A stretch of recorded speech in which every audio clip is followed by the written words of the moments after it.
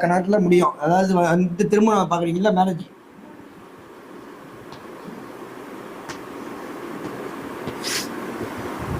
இதில் வந்து மேரேஜ் வந்து எந்த ராசி எந்த லக்கணத்தில் முடியும் அப்படின்றதுக்கு வந்து ஒரு சேர்க்க. இது வந்து இதுக்கெல்லாம் வந்து ஜாதகமே உங்கள் ஜாதகத்தை நீங்கள் அப்ளை பண்ணி பாருங்கள், கரெக்டாக வருதா பாருங்கள். இது நூற்றில் வந்து 70% பொருந்தி வருதுங்க. 70% பொருந்தி வருது. ஓகேங்களா? இது 100ல் ஃபஸ்ட்டு வந்து பார்த்தீங்கன்னா மேஷ லக்கணம், துலா லக்கணம். இந்த சேர்க்கை யாராவது இருந்தீங்கன்னா உங்கள் வீட்டில் யாராவது இருந்தீங்கன்னா, நான் சொல்கிற கிரக சேர்க்கை இது சேர்க்கை கிடையாதுங்க. நான் சொல்கிற நட்சத்திரம் ராசி இது வருதான்னு பாருங்கள். இல்லை வரல அப்படின்னா இதுதான் உங்களுக்கு வரும். இது வந்து ஒரு 100% பொருந்தி வர சொல்லலைங்க. 70% பொருந்தி வரும். மேஷ லக்கணம், துலா லக்கணம் இந்த ராசி லக்கணமாக இருந்தால் மெயினாக பார்த்தீங்கன்னா மேஷ ராசி,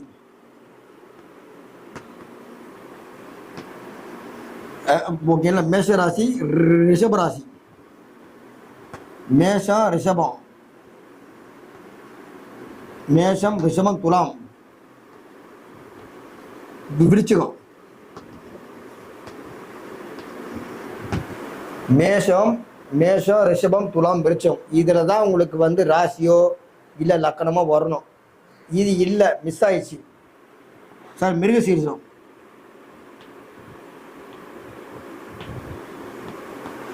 ஓகேங்களா? மிருகசீரிடம், சித்திரை, அவிட்டம்.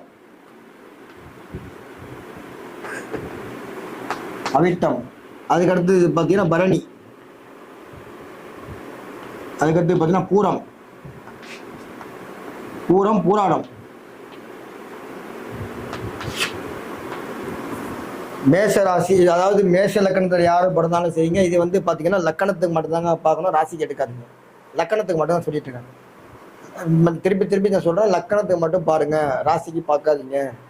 மேஷ லக்கணத்தில் பிறந்தாலும் சரி, துலா லக்கணத்தில் பிறந்தாலும் சரி, அவங்களுக்கு வந்து மேரேஜ் ஆட்சி வரக்கூடிய வரன் மேஷ ராசி, மேஷ லக்கணம், ரிஷப ராசி, ரிஷப லக்கணம். அதுக்கடுத்து பாருங்கள் துலா ராசி, துலா லக்கணம், விருச்சக ராசி, விருச்சக லக்கணம். இது கட்டாயம் பொருந்தி வரும். இல்லை இதை தாண்டி வருது அப்படின்னு கேட்டீங்கன்னா மிருகசீரிடம், சித்திரை, அவிட்டம். அதுக்கடுத்து பாருங்கள் பரணி, பூரம், பூராடம். இது 70% பொருந்தி வருங்க. உங்கள் ஜாதகத்தில் இருந்தால் நீங்களே வந்து தாராளமாக நீங்கள் போடலாம், கமெண்ட்ஸில் போடலாம். ஓகேங்களா? இதுக்கு அடுத்தது போகலாம். இதுக்கு அடுத்தது வந்து ஏன்னா நம்ம வந்து பார்த்தீங்கன்னா எல்லா லக்கணங்களும் பார்க்க போகிறோம். ஓகேங்களா?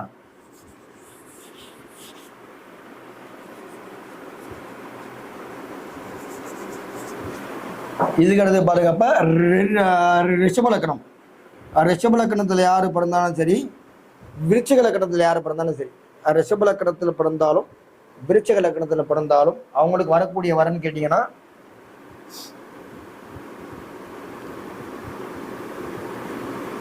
ரிஷப ராசி,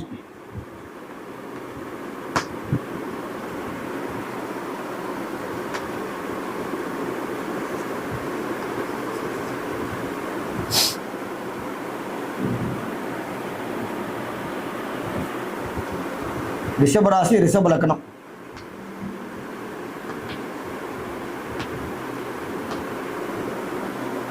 மிதுன ராசி, மிதுன லக்கணம்.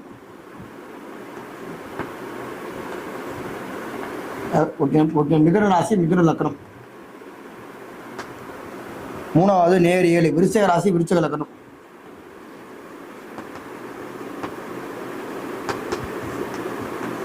விருச்சிக ராசி, விருச்சிக லக்கணம்.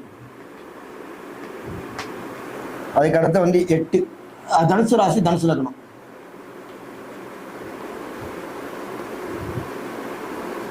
தனுசு ராசி, தனுசு லக்கணம். இது வந்து பார்த்தீங்கன்னா ரிஷப லக்கணமாக இருந்தா, இது வந்து பொருந்தி வருங்க.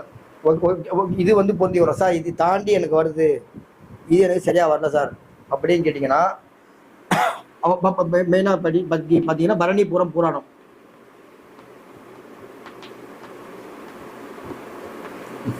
பூரம், பூராடம். ஆயில்யம், கேட்டை, ரேவதி.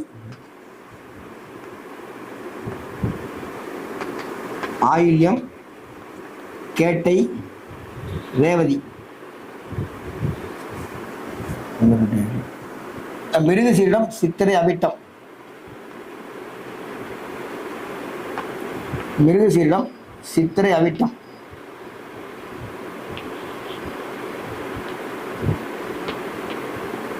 அதுக்கடுத்து பார்த்தீங்கன்னா புனர்பூசம். ஓகே, புனர்பூசம், விசாகம், பூரட்டாதி.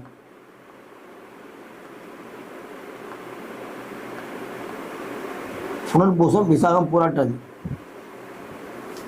இதில் தாங்க அமையும். இந்த ரிஷப லக்கணத்தில் பிறந்தவங்களுக்கு ரிஷப ராசி ரிஷப லக்கணமாக இருக்கலாம், இல்லை மிதுன ராசி மிதுன லக்கணமாக இருக்கலாம், விருச்சக ராசி விருச்சக லக்கணமாக இருக்கலாம், இல்லைன்னா பார்த்தீங்கன்னா தனுசு ராசி தனுசு லக்கணமாக இருக்கலாம். இது 50% பொருந்தி வரும்.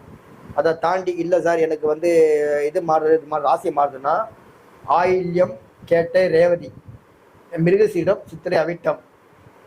அதுக்கடுத்து பார்த்தீங்கன்னா பரணி, புறம், பூராடம், புனர்பூசம், விசாகம், பூரட்டாதி. இதில் தாங்க அவங்க வரணுமே. இதுதான் சொல்லுவாங்கல்ல, பூர்வ ஜென்ம கொடுப்பனை. போன ஜென்மத்தில் ஏதோ எங்களுக்கு 2 பேருக்குள்ள ஒரு இது கொடுப்பனை இருக்கு சொல்லுவாங்க பாருங்க. அதெல்லாம் இந்த இதில் தான் வரும். இதை தாண்டி வேற அமையமானா அமையாது. அதுக்கு அடுத்த லக்கணம் போகலாம்.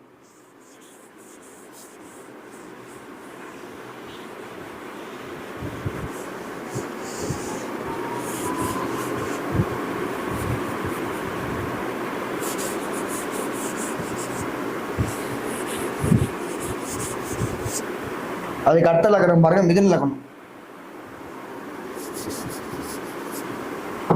அதுக்கு அடுத்த லக்கணம் வந்து மிதுன லக்கணம்.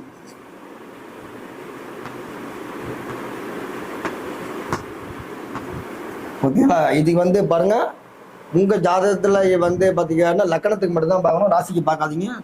நான் சொல்லிட்டேன். யாராவது வந்து பாத்தீங்கன்னா மிதுன லக்கணத்துல யாராவது பிறந்திருக்கீங்க அப்படின்னு கேட்டீங்கன்னா உங்களுக்கு வரக்கூடிய வரன்னு பாத்தீங்கன்னா மிதுன ராசி மிதுன லக்கணமா இருக்கலாம். அதுக்கு அடுத்து பாருங்க கடகராசி கடக லக்கணம்.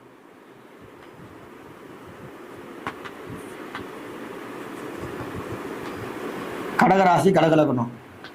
அதுக்கடுத்து பாருங்க இப்ப தனுசு ராசி தனுசு லக்கணம்.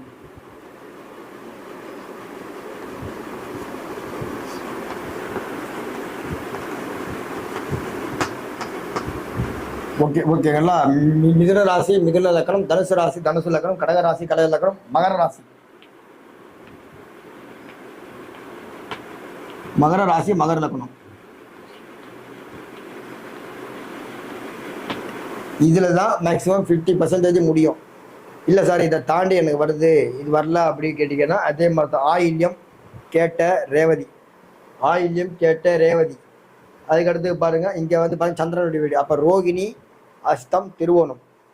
ரோகிணி, அஸ்தம், திருவோணம். இங்க வந்து பாருங்க குருவோட வீடு. அப்ப வந்து பாருங்க அப்ப புனர்பூசம், விசாகம், பூரட்டாதி. புனர்பூசம், விசாகம், பூரட்டாதி. அதுக்கடுத்து பாருங்க பூசம், அனுசம், உத்திரட்டாதி.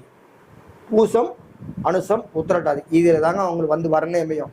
இதை தாண்டி வேற வரத்துக்கு ரொம்ப வாய்ப்பு கம்மி. அதையும் தாண்டி முடிக்கிறாங்கன்னு பார்த்தீங்கன்னா அவங்க வந்து பார்த்தீங்கன்னா மேரேஜ் வந்து பார்த்தீங்கன்னா காதல் திருமணம் ஆகும். காதல் திருமணம், கலப்பு திருமணம் இதெல்லாம் பண்ணுறாங்க பாருங்க. அவங்களுக்கு இதை தாண்டி தான் வரும். மேக்சிமம் இதில் தான் அவங்க வரவே அமையும். மேக்சிமம் இதில் தான் வரவே அமையும். நம்ம அதை திருப்பலாம்.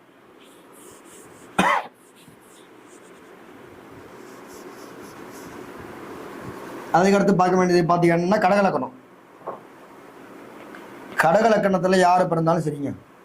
கடகலக்கணத்தில் யார் பிறந்தாலும் கடகலக்கணத்தில் யார் பிறந்தாலும் சரிங்க. கடகராசி கடகலக்கணம் வரும். சிம்ம ராசி சிம்ம லக்கணம் வரும். சிம்ம ராசி சிம்ம லக்கணம் வரும். அதுக்கடுத்து பார்த்தீங்கன்னா மகர ராசி மகர லக்கணம் வரும். சிம்ம ராசி சிம்ம லக்கணம் வரும். மகர ராசி மகர லக்கணம் வரும். கும்பராசி கும்ப லக்கணம் வருங்க. இதை தாண்டி அவங்களுக்கு வேற வரத்துக்கு வாய்ப்பு கிடையாது. அதையும் தாண்டி வருதுன்னு கேட்டீங்கன்னா ரோகிணி, அஸ்தம், திருவோணம். ரோகிணி, அஸ்தம், திருவோணம். கிருத்திகை, உத்திரம், உத்திராடம். கிருத்திகை, உத்திரம், உத்திராடம். அதுக்கடுத்து இப்போ பாருங்க பூசம், அனுசம், உத்திரட்டாதி. பூசம், அனுசம், உத்திரட்டாதி. இதில் தான் அவங்களுக்கு வந்து மேரேஜ் லைஃபே முடியும். இதை தாண்டி வேற வரத்துக்கு வாய்ப்பு கிடையாது. நம்ம அடுத்து போகலாம்.